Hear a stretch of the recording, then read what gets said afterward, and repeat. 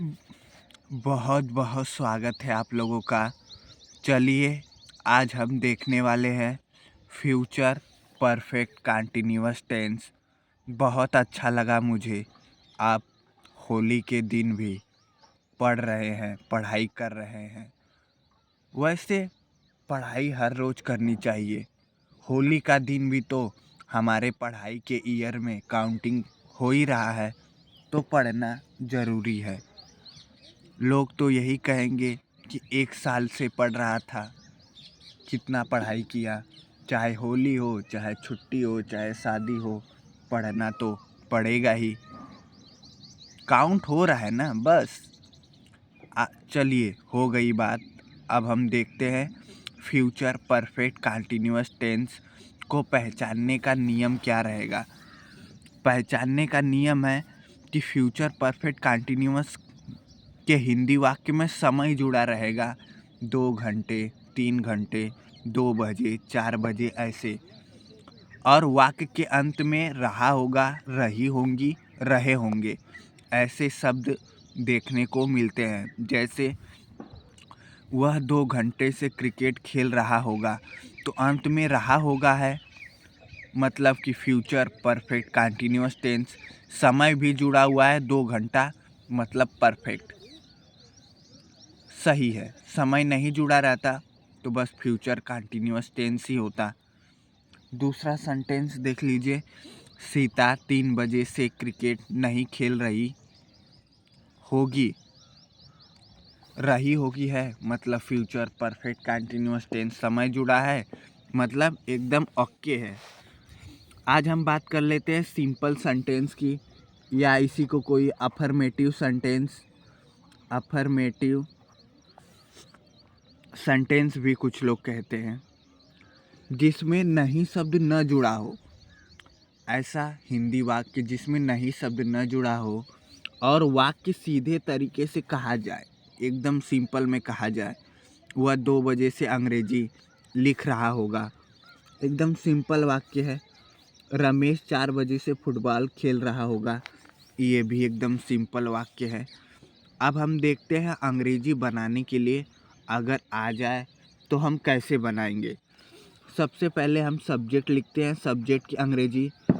फिर helping verb, इसमें लगता है शैल या will plus have plus been plus main verb में जहाँ भी रहा रही रहेगा, मेन वर्ब में आईएनजी प्लस ऑब्जेक्ट। अब देखिए यदि नॉट भी रहता है, यदि वाक्य में निगेटिव रहता है, तो हैव और बीन के बीच में हम नॉट का प्रयोग कर देंगे, यदि नॉट रहेगा तो। वैसे तो आज अफर्मेटिव सीख रहे हैं, साधारण वाक्य। यदि नॉट आ जाता है तो इसी दोनों के बीच में हम नॉट का भी प्रयोग कर देंगे। चलिए देखते हैं। रमेश 4 बजे से फुटबॉल खेल रहा था, फुटबॉल खेल रहा था। हाँ, फ्यूचर परफेक्ट कंटिन्यूअस में समय जुड़ा रहता है, तो ऑब्जेक्ट के बाद हम सिंस या फॉर लिखते हैं, सिंस या फॉर, और टाइम लिख देते हैं 2 घंटा, 3 घंटा। जैसे देखिए कि रमेश 4 बजे से फुटबॉल खेल रहा था, नहीं खेल रहा होगा, खेल रहा होगा, था हो जाएगा तो पास्ट में चला जाएगा।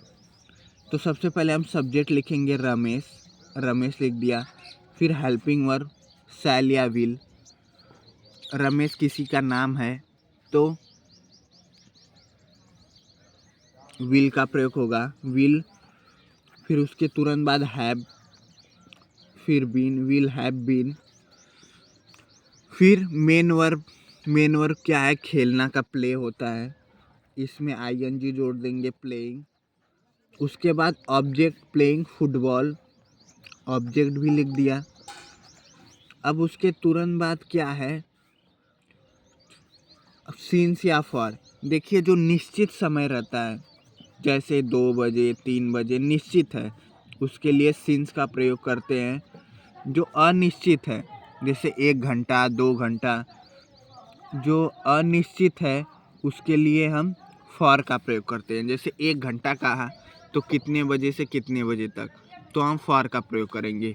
इस सेंटेंस में रमेश 4 बजे से फुटबॉल खेल रहा होगा, 4 बजे निश्चित है तो हम क्या करेंगे, सिंस 4 ओ क्लॉक CLOCK। धन्यवाद।